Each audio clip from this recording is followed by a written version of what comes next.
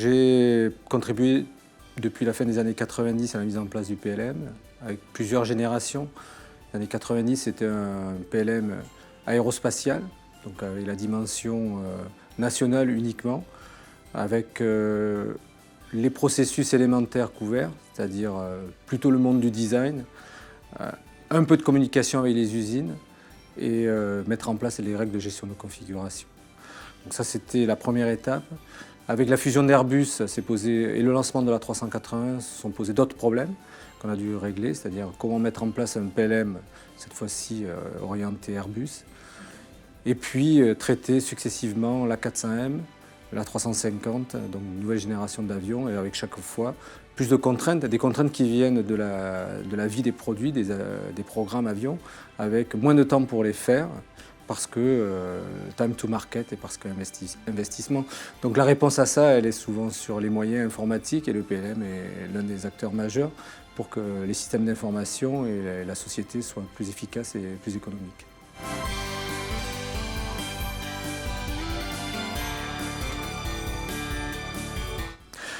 Alors pour faire comprendre, il suffirait de prendre une caméra qui revienne en 1993 ou 14. Gérard Blanc était le patron aérospatial à l'époque. Il est rentré dans l'équipe de design qui travaillait avec des tables à dessin. Il est rentré dans une colère jouée, parce qu'il avait fait un peu de cinéma, une colère forte, c'était une grande gueule. Et il a viré, littéralement parlant, les planches à dessin en disant qu'on était entré dans l'ère de l'informatique, que CATIA ou CADS à l'époque étaient des outils qui permettaient d'aller beaucoup plus vite, que Boeing avait commencé sa révolution et que Aérospatial était en retard. Donc le fait qu'un directeur s'occupe de moyens informatiques, de production, de design, montre l'importance déjà à cette époque-là du PLM. Donc depuis, le PLM est le moyen optimal pour accélérer un design. Donc il faut savoir que le design d'un avion demande la contribution de plusieurs dizaines de milliers de concepteurs, que l'approximation n'est pas acceptable, parce que si vous faites un design faux, comme dans tout le monde, la sanction, vous la verrez peut-être plus tard, au moment de la fabrication, mais quand vous avez des pièces d'avion, parfois en titane, qui ne sont pas celles qu'il faut monter, vous comprendrez aisément le coût. Donc le PLM, qui est au cœur de tout ça, qui permet à la fois de mettre en place une qualité de design, d'anticiper des validations et des simulations sans avoir à fabriquer, est devenu un acteur essentiel du monde du bureau d'études, de la préparation au niveau de la fabrication, et maintenant de plus en plus avec la réduction des cycles, avec l'extension d'un produit avion vers des services, vers le monde complet d'une entreprise telle que Airbus.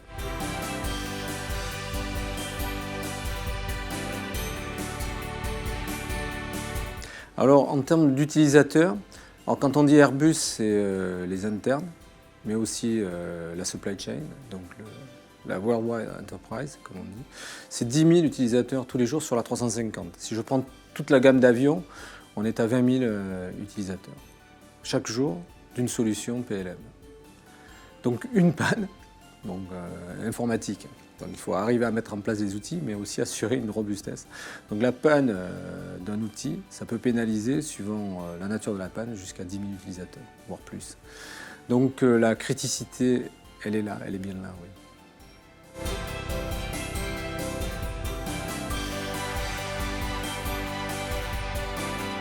Alors aujourd'hui,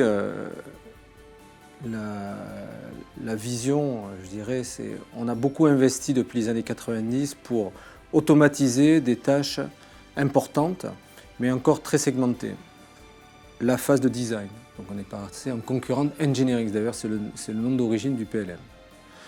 Ensuite, on se rend compte maintenant, avec la montée en cadence des chaînes dans l'aéronautique, ce n'est pas propre qu'à Airbus, Boeing aussi, qu'il faut pouvoir dépasser le monde du design pour aller vers le monde de l'industrialisation.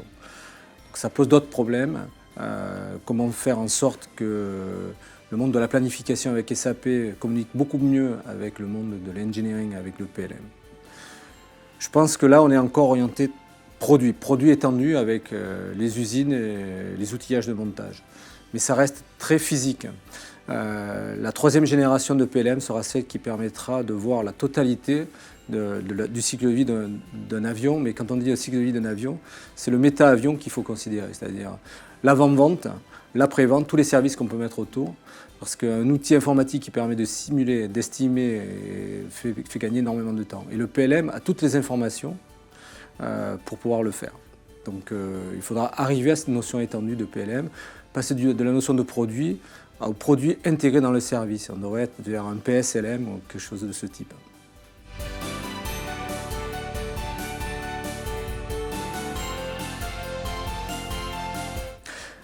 Alors, avoir des personnes compétentes est une condition, pour quelle que soit, je dirais, l'industrie, quel que soit le niveau d'entreprise ou le niveau de résultat qu'on veut atteindre.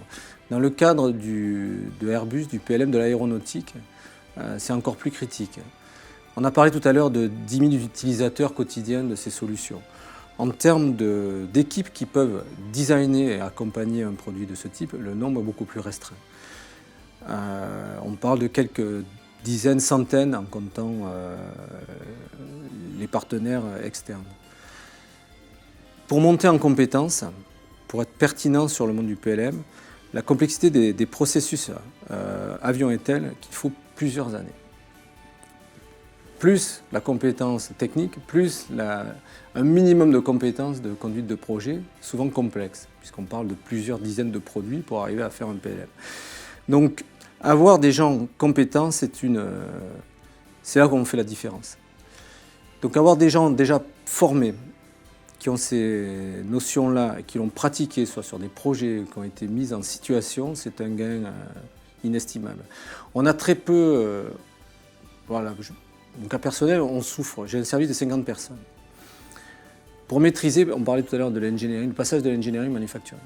Aujourd'hui, j'ai 3 personnes compétentes. Il y en a une qui veut partir. C'est une catastrophe. Je ne sais pas remplacer comme ça. Il me faut 1-2 ans.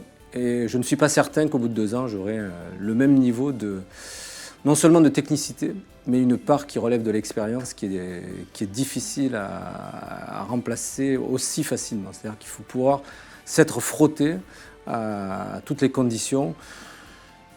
On apprendra dans les livres ou même dans les cours que je vais soutenir, je dirais la théorie, mais elle est simplifiée. On ne peut pas se rendre compte quand on fait le design ou le manufacturing d'un avion, tout ce qui peut se poser comme problème.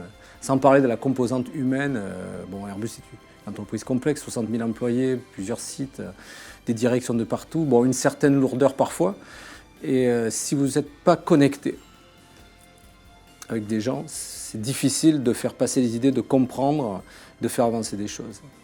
Donc avoir un réservoir de ressources compétentes, c'est un avantage très important.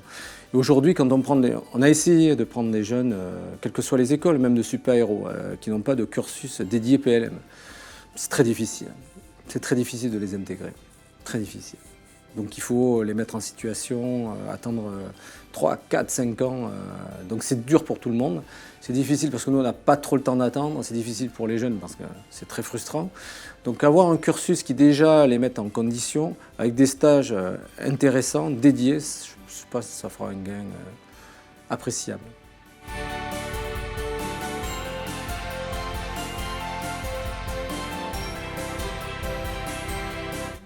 Oui, l'objectif, il est là. Il faut à la fois être pertinent par rapport à notre métier. Donc, en représentant le système d'information, on est client, entre guillemets, du bureau d'études,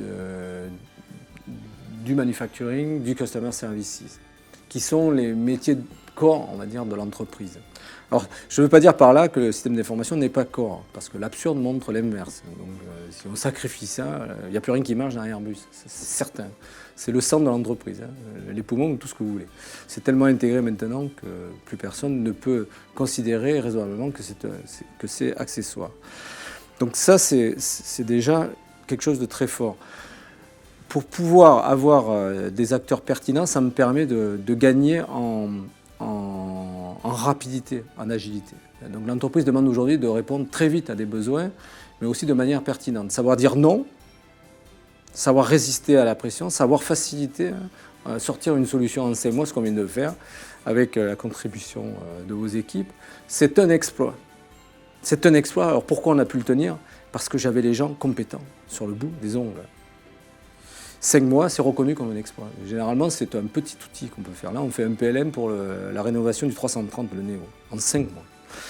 Je peux faire ça parce que j'avais les partenaires, les gens, les compétences, les connexions, le bon réseau. C'était optimisé. Donc avoir tout ça en place, c'est un gain fantastique. Donc perdre brutalement par le biais d'une réorganisation parce que il y a quelques compétences clés qu'on n'arrive pas à les valoriser ou qu'elles veulent faire autre chose, ce qui est normal, mais que j'arrive pas à remplacer parce que le headcount est bloqué. Si je ne peux pas compter sur des réserves, ben, je suis perdant. Et donc après, l'entreprise sera perdante, mais je vais d'abord être perdant, je ne vais plus pouvoir répondre, ou je vais revenir comme au début des années 2000, ou pour sortir un PLM, il me fallait 18, 24, 30, 36 mois, ce qui aujourd'hui est inacceptable. Donc oui, un sas de sécurité, la formation est un sas de sécurité, une supply chain qui fonctionne avec un bon partenariat et qui est aussi valorisée, c'est un ingrédient indispensable pour que je puisse porter des projets de cette complexité et continuer à être non seulement à l'écoute du business, mais aussi pouvoir amener des choses, lui faire voir autre chose que le monde du design, le monde du manufacturing, le monde du customer services. On est la seule entité, le PLM, à être transverse. Donc profitons-en pour amener d'autres idées et réduire les cycles, réduire les process. Donc oui, il nous faut tout ça.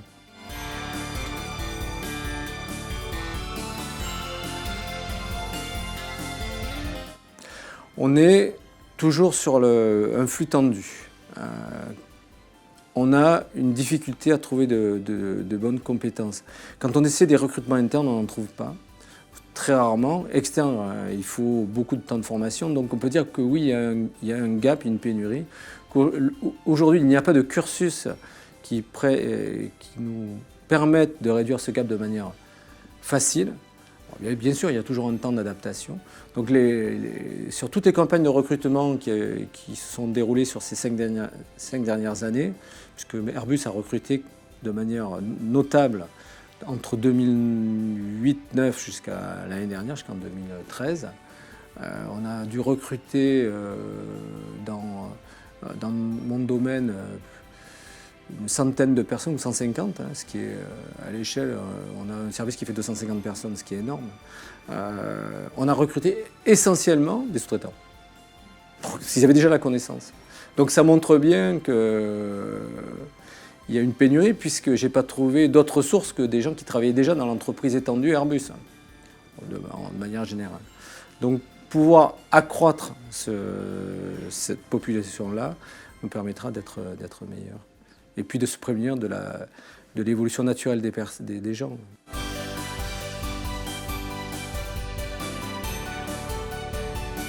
Sur le PM, qu'il soit d'ailleurs au niveau business, c'est-à-dire engineering, manufacturing, customer services, parce qu'il faut des gens pour comprendre les process et signifier les besoins, ou pour les prendre en compte et développer les solutions. Donc, que ce soit sur les deux facettes, le gap et les perspectives d'embauche sont conséquentes et sont véritables.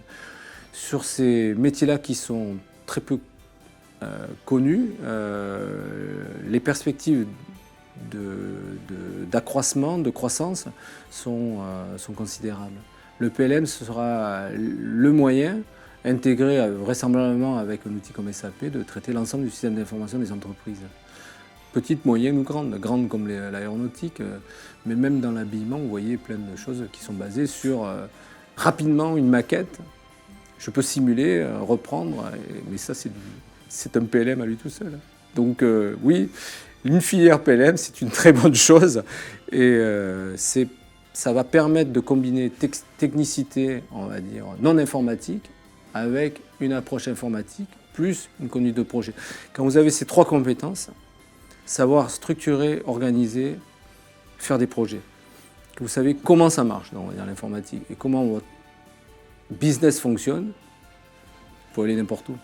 Donc un PLM, ce n'est jamais une impasse. C'est des perspectives d'évolution certaines. Et en plus, le marché est grand et la base d'embauche est réduite. Donc pas de souci pour entrer dans des cursus de ce type.